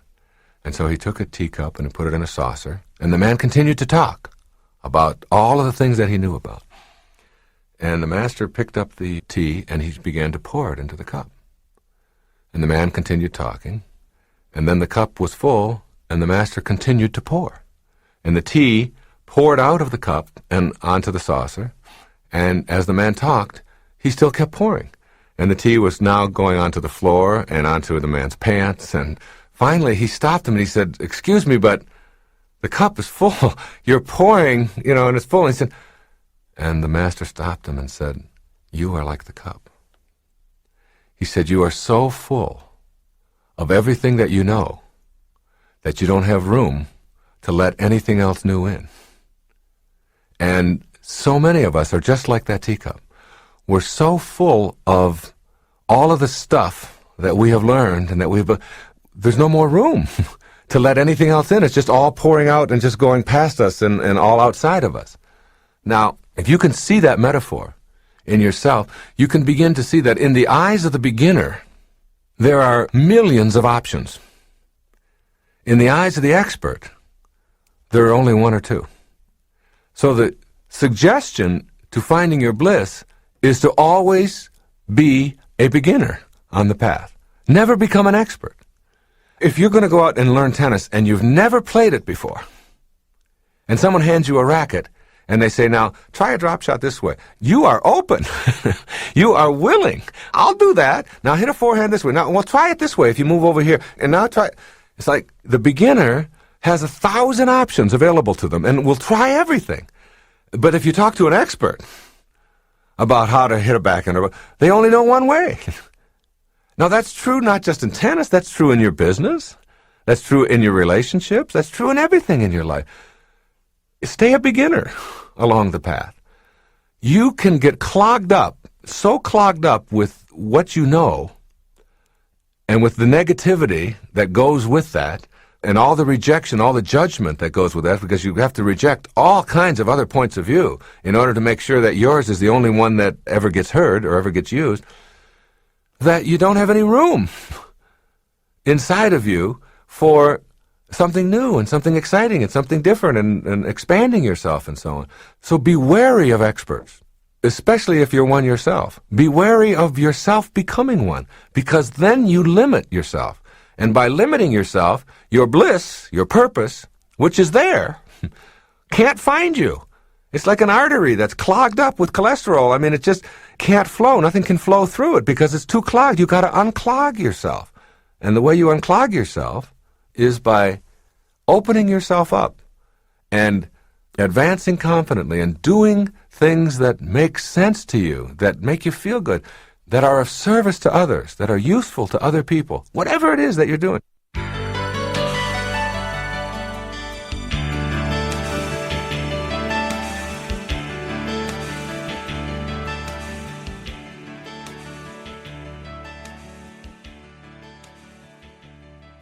It's like the stuff that you're searching for so desperately, and I see so many people out there that are struggling to achieve, struggling to perform, and struggling. Their whole life becomes this struggle to get. And I think to myself, if you just could only understand that there's much more to this.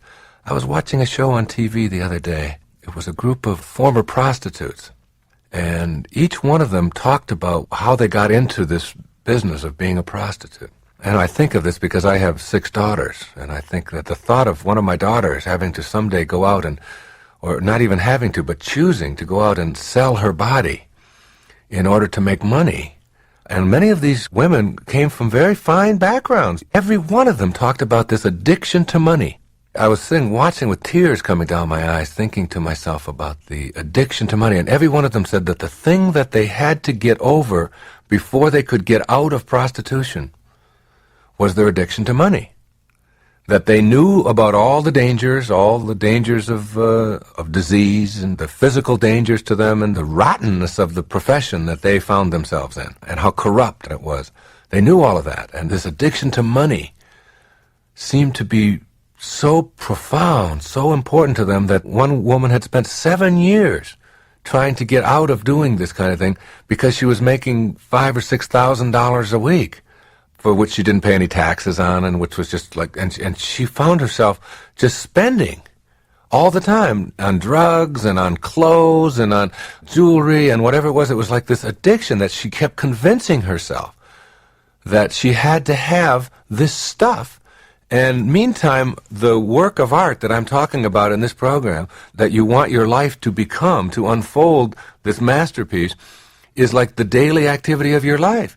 And what the daily activity of her life was this revulsion, this loathsomeness that she felt for what she was doing, and her dislike and her hatred, and her life became that. And that's what kept expanding for her, because what you think about is what expands.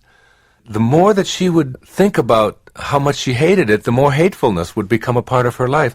And yet the only reason that she was doing this, according to her, was her addiction to money. And she said, I had to go on a detoxification program. I had to detox myself, not from drugs, not from alcohol, not from anything like that, but from money, from the belief that I couldn't live the kind of life I wanted if I didn't have these large amounts of tax-free money that was coming into my life. Now, in some ways,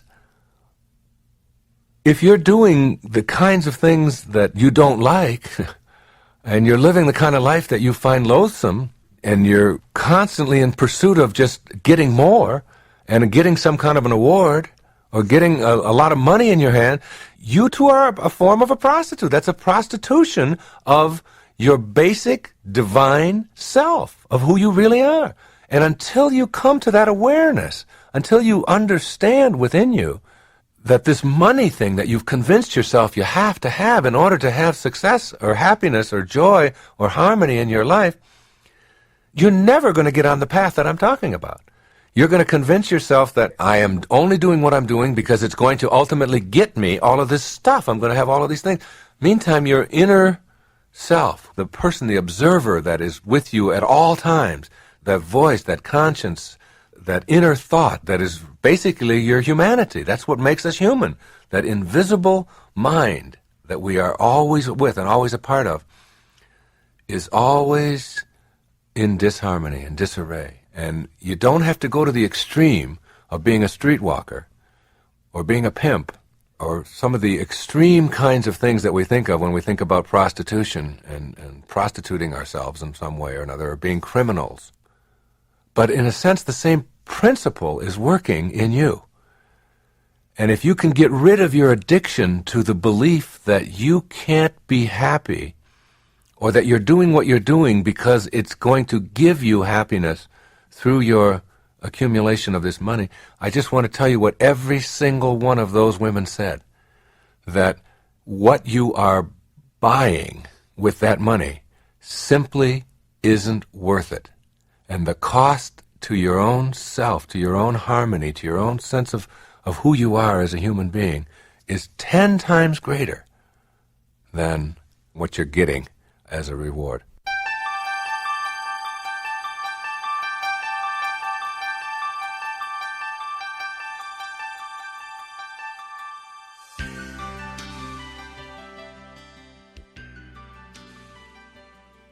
I had a client. His name was Lou Mastriani. He was a client of mine up in New York. And he came to me for 6-7 weeks of therapy. And we worked together. And after that, I just figured it was over. I was what I call a do-do therapist. You know, you got to go out there and do it now. You're going to just sit here and talk about your mother. I'm just not interested. It's just boring. You know, I got enough of that. I got enough problems with my own mother. I don't want to hear about yours, you know. But if you want to change, then here's what we do. And Lou wanted to sort of talk, and then we got to a point where he knew that it was time to go. These are the things that you've come for, and now you can change and work on them. And he was one of these people who was never happy. He didn't understand the great messages, the great understanding that happiness itself is the way to live life. It isn't something that you're going to ever get. It's something that you bring to life. That success is an inner process. It's something you bring to life. It's not something you get from life. And so in the last day, I told them, I said, Lou, you've always talked to me about how great it was when you were a little boy living out in Sag Harbor, and how much you loved to go out to the beach, and you spend your days at the beach, and those were the greatest things. I said, I'm going to give you 4 prescriptions. And these 4 prescriptions I give you, you have to follow them to the T. He said, all right, Wayne, I'll do whatever you want. He always knew I was a little on the loony side. And Lou was we became buddies. And so I said, you're going to go out I'm going to send you out next Wednesday instead of coming here. You're going to take the day off. He had a furniture business. I said, you're going to close up your business for the day, and you're going out to the beach, and I'm going to give you 4 prescriptions. And the first prescription you're going to open at 9 o'clock in the morning when you get there. The second one you open at noon. The third one at 3, and the last one at 6 o'clock. Will you do it? He said, yeah. I got this from Norman Vincent Peale, who had told me this was a great technique for people who are sort of into that type A stuff and always in a hurry and never wanting to be happy but always wanting to talk about it. So I gave Lou these 4 envelopes, and I sealed them, and I wrote this in. And he went out he was ready for his day at the beach. He hadn't done it since he was 9 years old.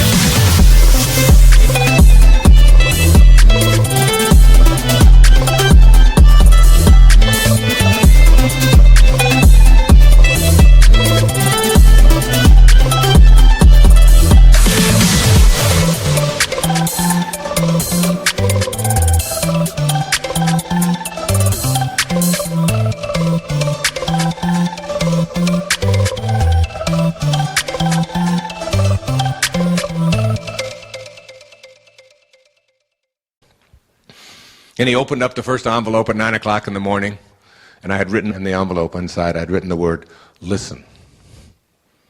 That's all. And for 3 hours, he had to walk up and down the beach and just listen. Just listen to the birds, to the ocean, to the wind, to all the beautiful things that the beach has to offer. Just be there in the moment. And he did that for 3 hours. And then at noon, he got to the second envelope, and I had written in there, reach back. And then there was a poem that I had put on there by James Kavanaugh, which I have in my parenting book on raising kids. It's called Little Boy, I Miss You. God, you guys could listen to this. James Kavanaugh wrote it on his 45th birthday, the day his brother died, who was only a year older than him. Some kind of nervous, crazy disorder. Goes like this. Little boy, I miss you. With your sudden smile and your ignorance of pain, you walked through life and devoured it, with nothing but misty goals to keep you company. You wandered through quiet woods with friends, and you were startled by a shuffling porcupine. Your heart beat mightily when you chased frogs and caught one too big for a single hand. There was no time for meaning. A marshmallow gave it on a sharpened stick. A jackknife in your pocket gave you comfort when your friends were gone. A flower hidden in the woods behind an aging, shriveled log. A dog who licked at your fingers and chewed at your jeans. A game of football that you didn't expect. A glass of cider. A cricket's cry. When did you lose your eyes and ears? When did taste buds cease to tremble? Whence this sullenness, this mounting fear, this quarrel with life, demanding meaning? That mounting fear is leisure's bonus, and it's the pain that forbids you to be a boy, be a girl. I had Lou think about that for 3 hours. Reach back, and don't let an old person move in. Don't let a tired person move in. Don't let a sick person move in. Not into this beautiful form that you inherited. And at 3 o'clock I had written on there, as he opened the envelope, re-examine your priorities, which I'd encourage all of you to do. Who are the most important people in your life? Who are they? What would you do if you had 6 months to live and you knew it? How would you spend that time? Who would you be with?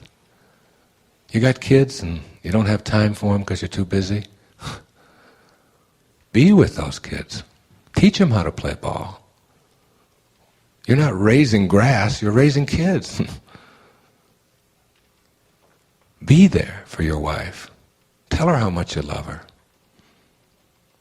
Send love out wherever you can, and you'll see the success that you're chasing so desperately come jumping into your life. Re-examine your priorities. Walk as you talk. Be there for the people you love, and you'll see your business and everything else growing. And at 6 o'clock, I had Lou write the final envelope, and I'd encourage all of you to do it. I said, Lou, now write your worries in the sand and see how long they stay there.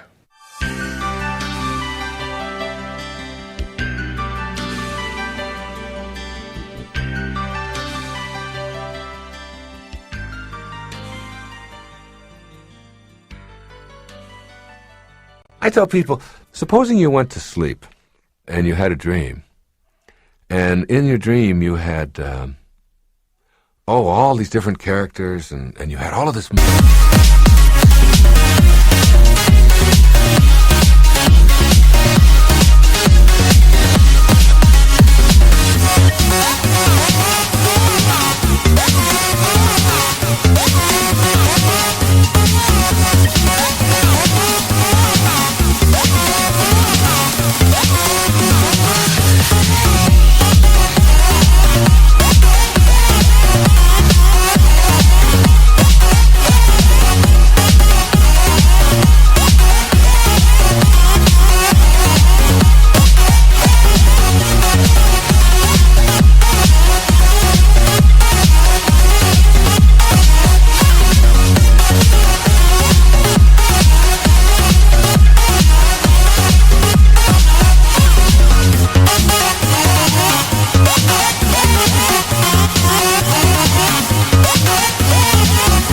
money, and you had everything that you wanted in your dream.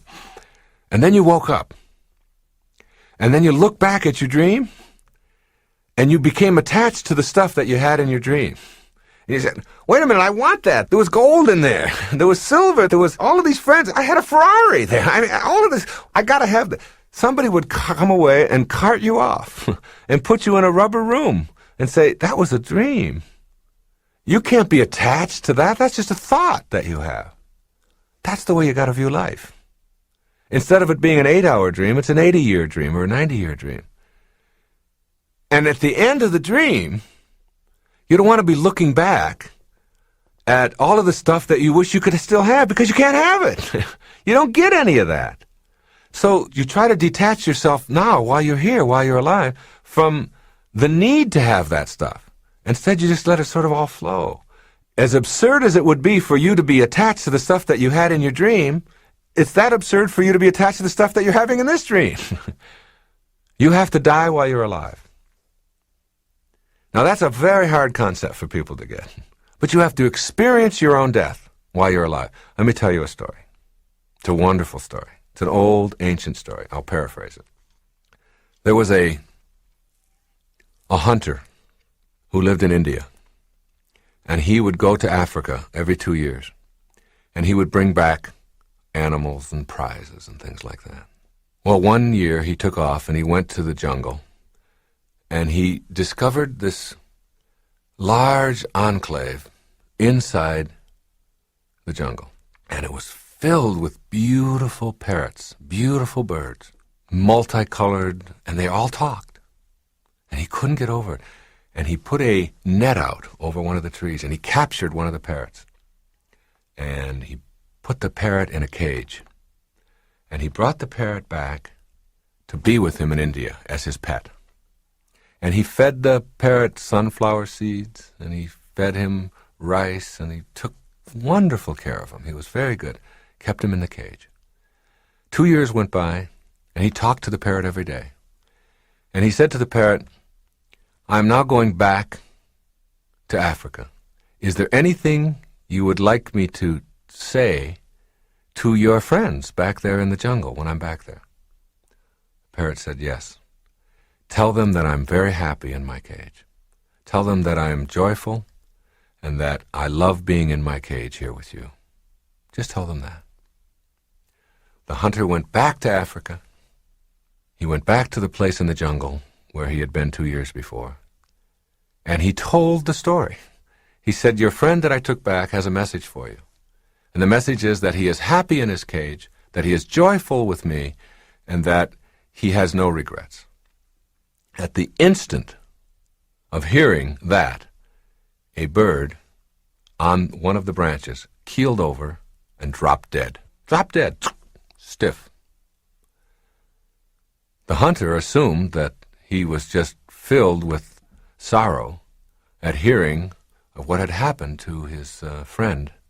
So he went back to India, and he told his parrot what had happened. He said, "I went back and I did just as you said. And I told them all out there, and at the moment that I told it, apparently one of the parrots was so upset that he'd missed you so much that he just dropped dead. And at the instant that that happened, the parrot in the cage keeled over dead. His legs went straight up in the air, and he went stiff." The hunter was beside himself. He couldn't figure out how could this happen. And he took the dead parrot out of the cage, opened it up, and threw it out on the woodpile. The instant that the parrot landed on the woodpile, he flew up to the branch. And the hunter said, "You tricked me. What is this? I thought you were dead." And the parrot said, "My friend was sending me a message. He told me, by his actions, that in order for you to escape from your cage, you must die while you're alive." Okay, now that's an old story. That's an ancient story that's been told over the years. What does it mean? I mean, don't you see that this is a cage? That the whole planet is a cage? If you can just stand back far enough and see that we're still restricted by the limitations placed on us as human beings. We're stuck here, or maybe in our homes, or in wherever we are. We're all in cages. And even though we have more room to manipulate, we may even have a whole planet, we're still sort of in cages. Now, how do you escape from the cage that you're in? You have to die while you're alive. You have to literally experience your own death. All of us have to. All of us are going to die. So why not experience it in advance? And see yourself out of your body, gone, but able to look back at what's going on now. Just like the dream, where you have the dream and you have everything you want, but you're able to look back at it. As you do that, you begin to see the folly, the absurdity of hanging on to anything, of being attached to anything, of needing anything, of telling yourself that I can't be happy if, from the perspective of having died, but being able to look back on it just like the dream. As soon as you can do that, as soon as you can experience yourself formless, dimensionless, form and all of the attendant things that you hang on to become irrelevant. They're not necessary any longer. You have a whole new way of living, a new way of being.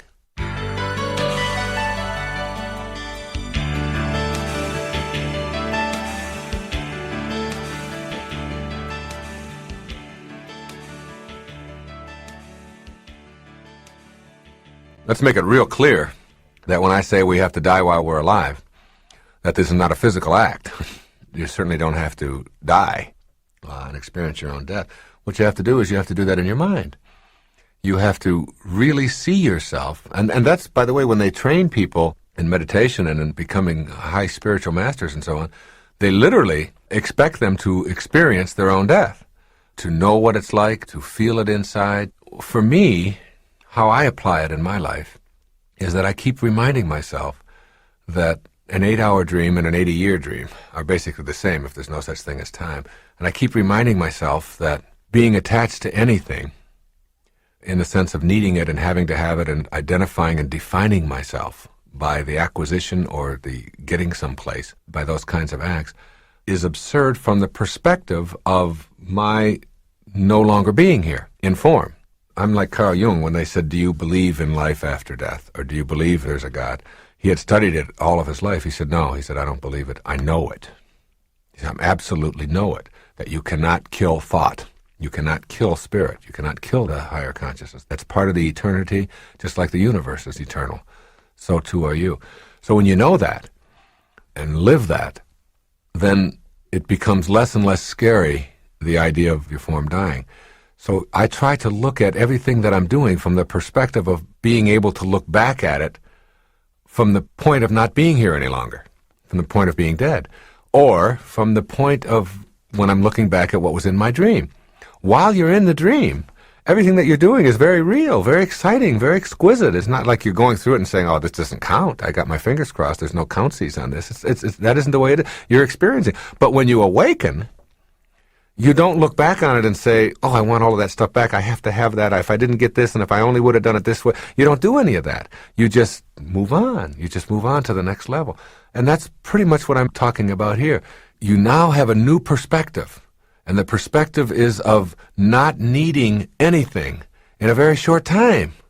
In a very short time for all of us. I mean, it's just a speck away. In an eternity, it's just a speck away. We won't need any of this stuff.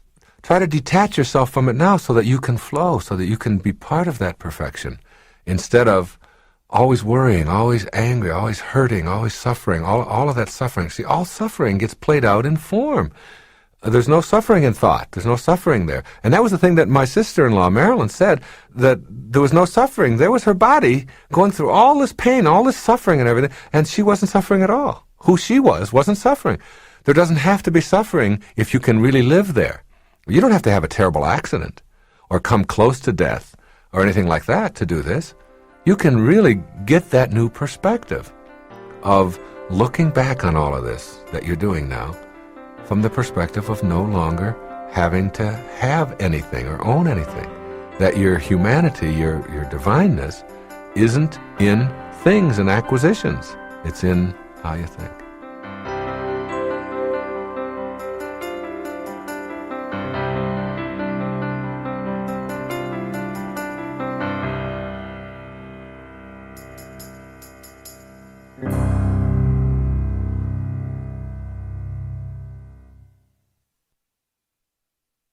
This has been a Nightingale Conant production for Simon & Schuster Audio.